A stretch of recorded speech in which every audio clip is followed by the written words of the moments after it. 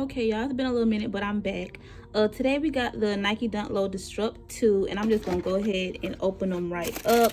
We're gonna pay attention to this little tag they have that says this product is made with at least 20% recycled content by weight, which reduces waste and our carbon footprint. And I love that for us.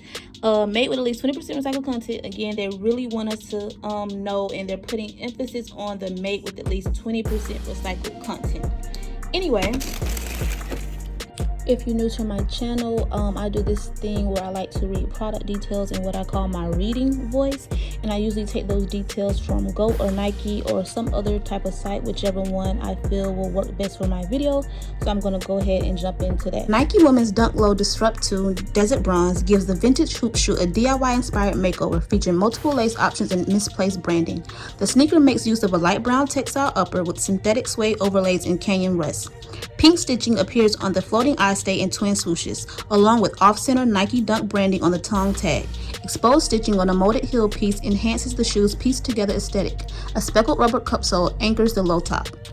Okay, so from my experience with the videos I do have, I felt like trying to come up with so many different options to show you guys on foot looks really takes a lot of time and prolong my process. So what I'm starting to do now is taking or trying to find at least one or two bottoms that just go, like it's just it.